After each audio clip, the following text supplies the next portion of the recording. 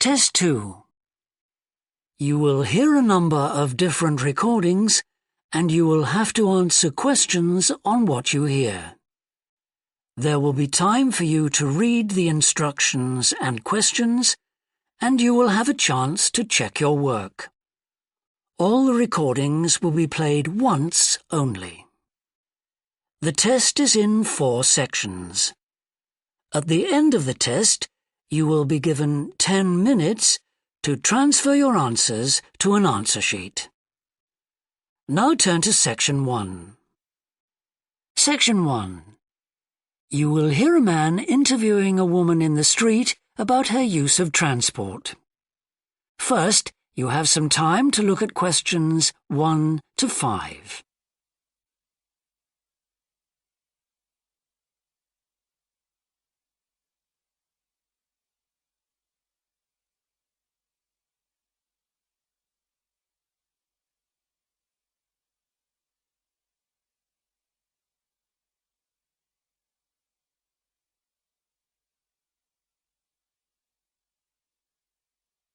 You will see that there is an example that has been done for you. On this occasion only, the conversation relating to this will be played first.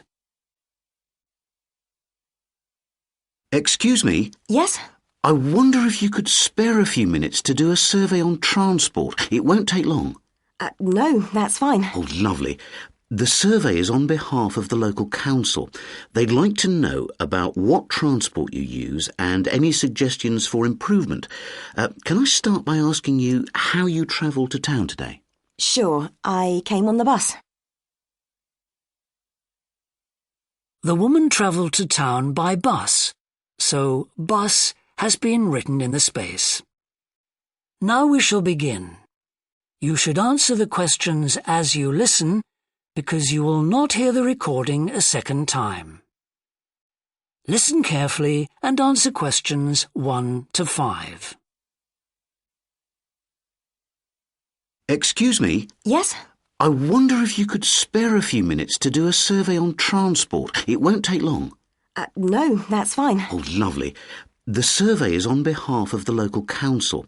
They'd like to know about what transport you use and any suggestions for improvement. Can I start by asking you how you travelled to town today? Sure, I came on the bus. Great.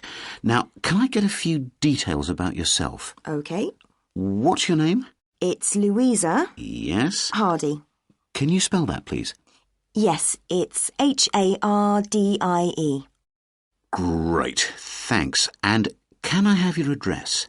It's 19 Whitestone Road. Oh, right, I know that area. It's Bradfield, isn't it? That's right.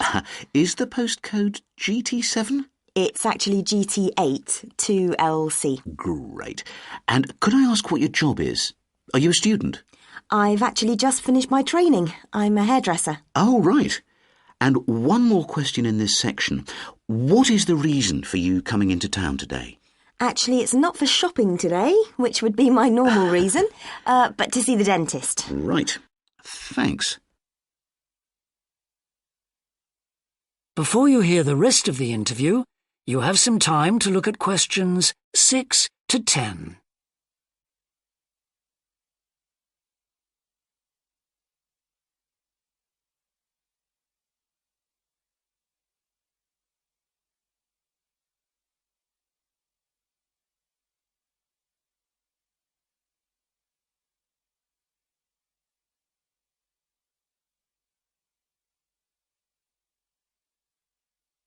Now listen and answer questions 6 to 10. Now, in this last section, I'd like you to give us some ideas about the facilities and arrangements in the city for getting to and from work. Any suggestions you have for improvements? Well, something I've thought about for some time is that when I do walk and I'm doing a later shift, I think the lighting should be better. Yes, good point. And of course, I think it's a real shame they've been cutting down on the number of footpaths. They should have more of those. Then people would walk more. Yes, right. And I don't think there are enough trains. That's why I don't use them. You have to wait so long. Thanks. And finally, I'd like to ask your opinion on cycling. As you may know, there's a drive in the city to get more people to cycle to work. Right. But we realise that there are things which the council, but also employers, might do to help encourage workers to cycle to work. Yeah. Well, I have thought about it, and where I work, there are no safe places to leave your bikes. OK. And also, I'd have to cycle uphill, and on a hot day, I'd arrive at work pretty sweaty, so I think I'd need a shower somewhere at work. Right. And I suppose the last thing is that I wouldn't be all that confident about cycling on such busy roads. I think I'd like to see you offering training for that. You know, I'd feel a lot better about starting if that was the case. Well, that's very helpful. Thank you very much for your time. No problem. Bye. That is the end of section 1.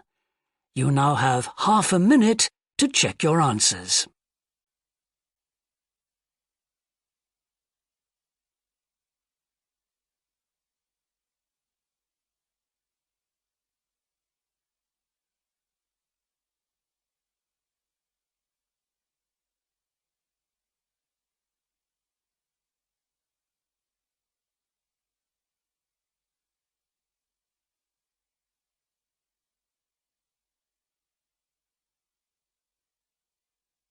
Now turn to section 2.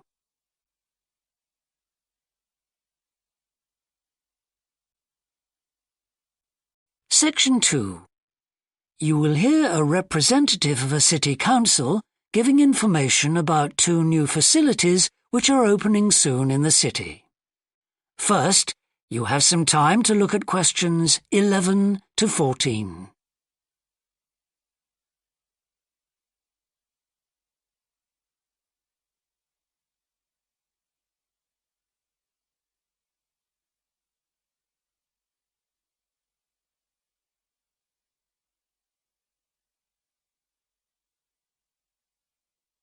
Now listen carefully and answer questions 11 to 14. Good morning. I'm very pleased to have this opportunity to say a little about 2 exciting new developments in the city: the Brackenside open-air swimming pool and the Children's Adventure Playground in Central Park.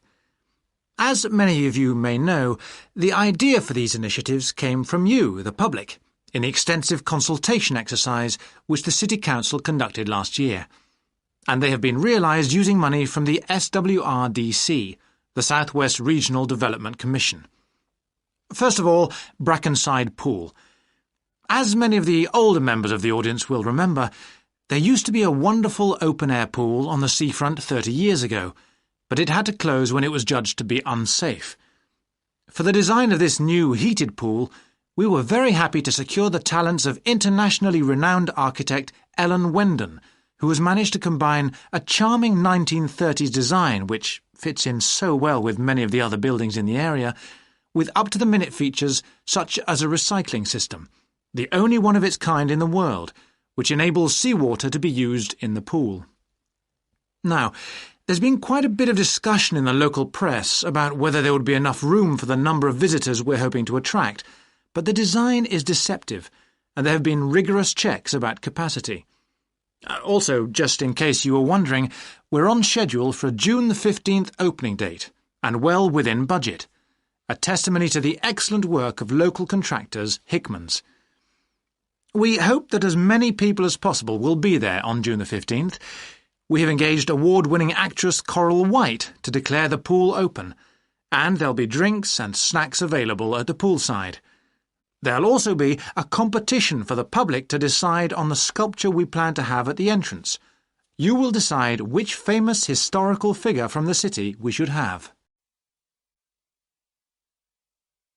Before you hear the rest of the talk, you have some time to look at questions 15 to 20.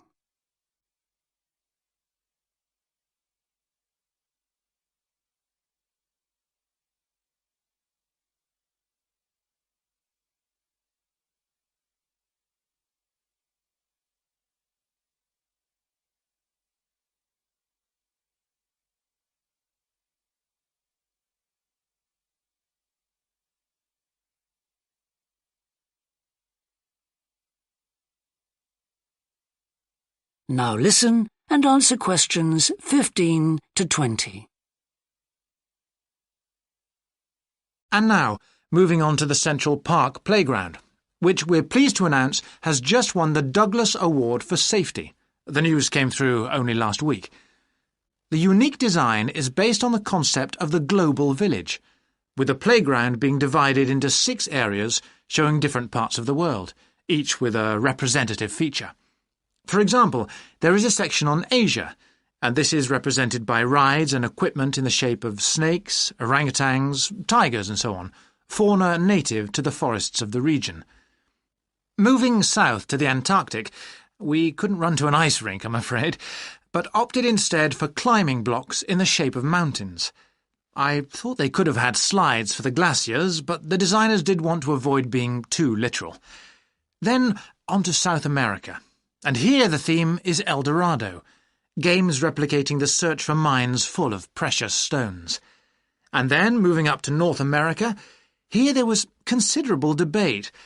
I know the contribution of cinema and jazz was considered, but the designers finally opted for rockets and the International Space Station. Eastwards to Europe then, and perhaps the most traditional choice of all the areas, medieval castles and other fortifications. Then last but not least, moving south to Africa, and a whole set of wonderful mosaics and trails to represent the great rivers of this fascinating and varied continent. Now, the opening date for our global playground is the 10th of July, and again, we'd love to see you there. So, make a date and come and see this magnificent, original new amenity right in the heart of the city. That is the end of section 2. You now have half a minute to check your answers.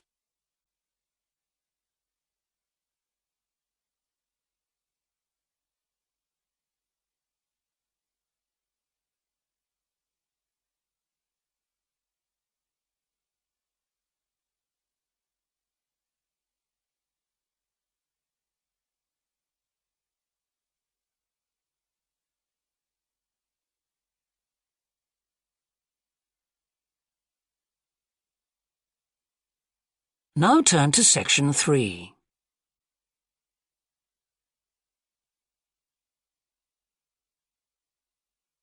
Section 3. You will hear 2 anthropology students called Victor and Olivia discussing their joint presentation about a Norwegian explorer called Thor Heyerdahl. First, you have some time to look at questions 21 to 24.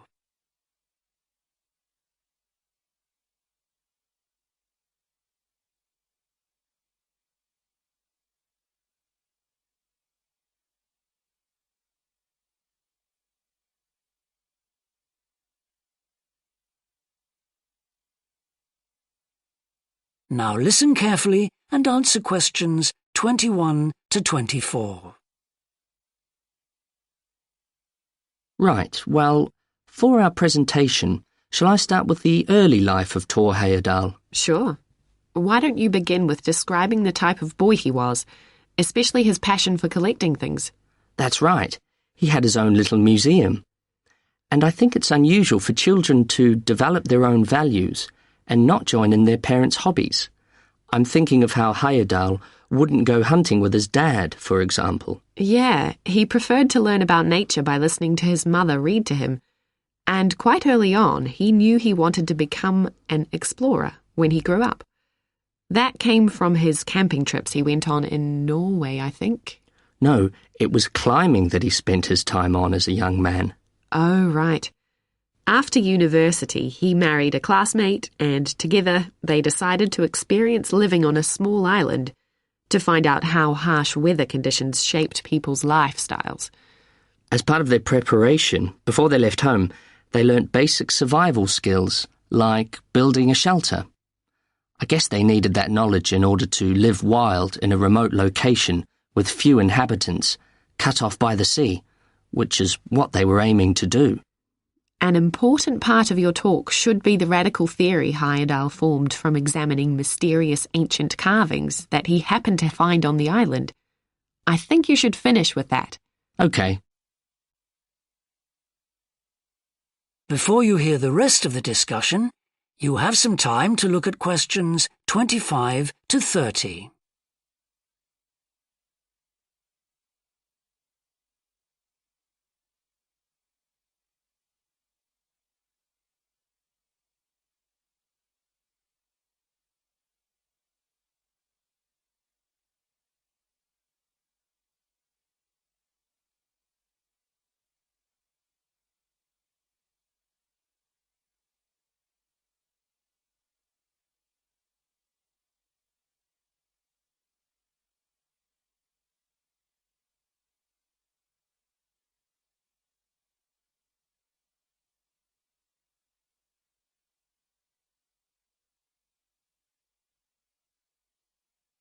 Now listen and answer questions 25 to 30. All right, Victor, so after your part, I'll talk about Thor Heyerdahl's adult life, continuing from the theory he had about Polynesian migration. Up until that time, of course, academics had believed that humans first migrated to the islands in Polynesia from Asia in the west. Yes, they thought that travel from the east was impossible because of the huge empty stretch of ocean that lies between the islands and the nearest inhabited land. Yes, but Heyerdahl spent ages studying the cloud movements, ocean currents, and wind patterns to find if it was actually possible. And another argument was that there was no tradition of large shipbuilding in the communities lying to the east of Polynesia. But Heyerdahl knew they made lots of coastal voyages in locally built canoes. Yes, or sailing on rafts, as was shown by the long voyage that Heyerdahl did next. It was an incredibly risky journey to undertake. Sometimes I wonder if he did that trip for private reasons, you know, to show others that he could have spectacular adventures. What do you think, Olivia? Well, I think it was more a matter of simply trying out his idea, to see if migration from the east was possible. Yes, that's probably it. And the poor guy suffered a bit at that time because the war forced him to stop his work for some years. Yes. When he got started again and planned his epic voyage, do you think it was important to him that he achieve it before anyone else did? I haven't read anywhere that that was his motivation. The most important factor seems to have been that he used only ancient techniques and local materials to build his raft. Yes. I wonder how fast it went. Well, it took them 97 days from South America to the Pacific Islands. And after that, Heyerdahl went to Easter Island, didn't he? We should mention the purpose of that trip. I think he sailed there in a boat made out of reeds. No, that was later on in Egypt, Olivia. Oh, yes, that's right. But what he wanted to do was talk to the local people about their old stone carvings and then make one himself to learn more about the process. I see. Well, what a great life. Even though many of his theories have been disproven, he certainly left a lasting impression on many disciplines, didn't he? To my mind, he was the first person to establish what modern academics call practical archaeology. I mean that they try to recreate something from the past today, like he did with his raft trip. It's unfortunate that his ideas about where Polynesians originated from have been completely discredited. Yes. Right, well, I'll prepare a PowerPoint slide at the end that acknowledges our sources. I mainly used The Life and Work of Thor Heyerdahl by William Oliver. I thought the research methods he used were very sound, although I must say I found the overall tone somewhat old-fashioned. I think they need to do a new, revised edition. Yeah, I agree. What about the subject matter? I found it really challenging. Well, it's a complex issue. I thought the book had lots of good points. What did you think of the illustration? That is the end of section 3. You now have half a minute to check your answers.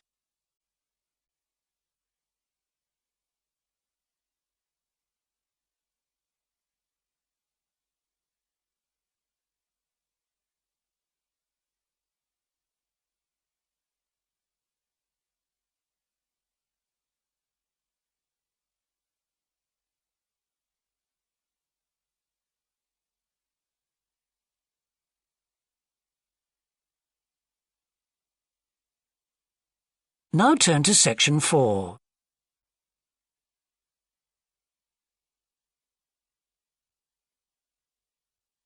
Section 4. You will hear a business student predicting how management might change in the next few years. First, you have some time to look at questions 31 to 40.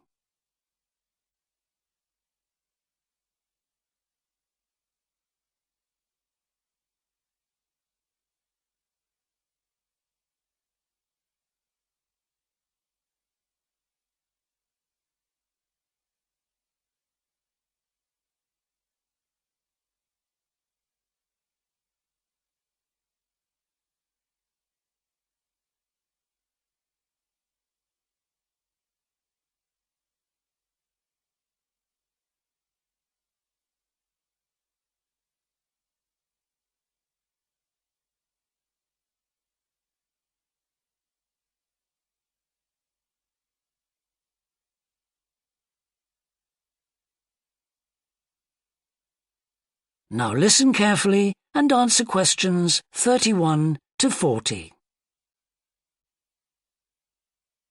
Well, I've been talking to managers in a number of businesses and reading surveys about the future of management. And what I'm going to present in this seminar is a few ideas about how the activity is likely to change in the next 10 years.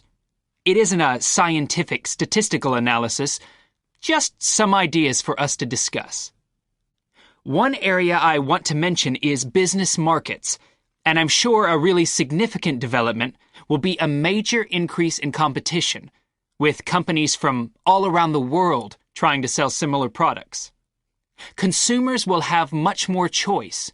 For instance, food products sold in Australia might be manufactured in the USA, China, Finland, and dozens of other countries. At the same time, mergers and takeovers mean that governments are actually losing power to major global corporations. We can probably all think of companies that exert a great deal of influence, which may be good for consumers. A third point I want to make about markets is that in the rapidly expanding economies, such as India, China, Brazil, and Russia, demand is growing very fast. This is putting pressure on resources all over the world. I think businesses are becoming more open to external influences. In particular, companies are consulting customers more and more before making their business decisions. Companies are finding out what they want and providing it, instead of making products and then trying to sell them, which is the model of years ago.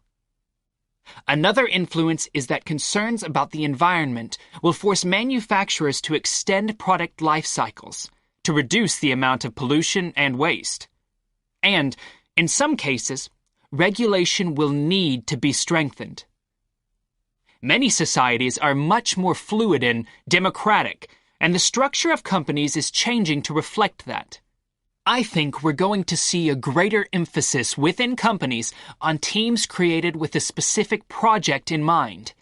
And when they're completed, the teams will be disbanded and new ones formed.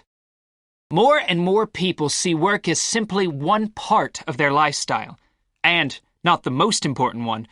And as the workforce is shrinking in some countries, businesses are having to compete for staff instead of being able to choose among a lot of applicants. Typical examples that will attract and retain staff are traditional ones like flexible hours and, something that has been made possible by advances in technology, remote working, with people based at their home, abroad, or almost anywhere they choose.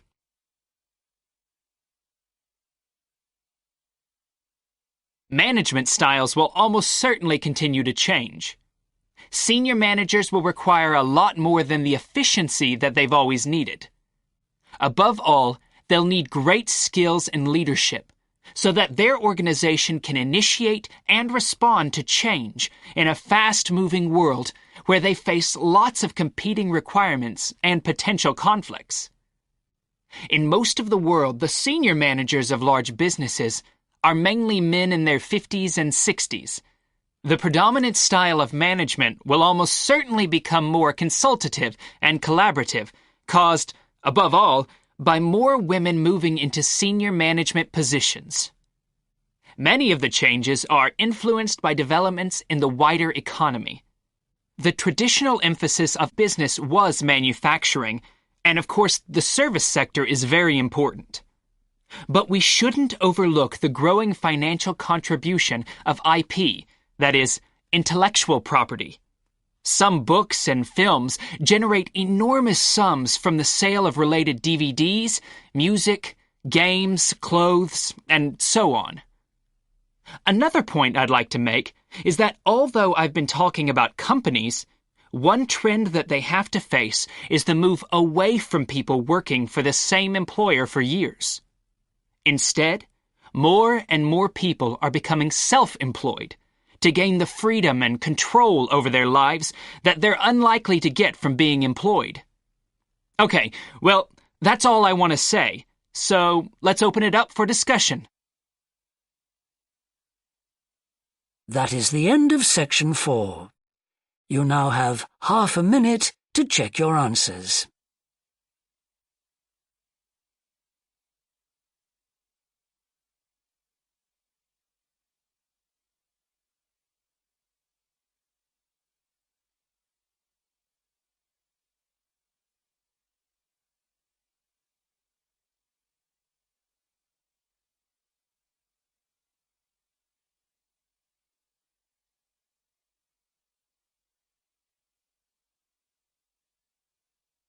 That is the end of the listening test.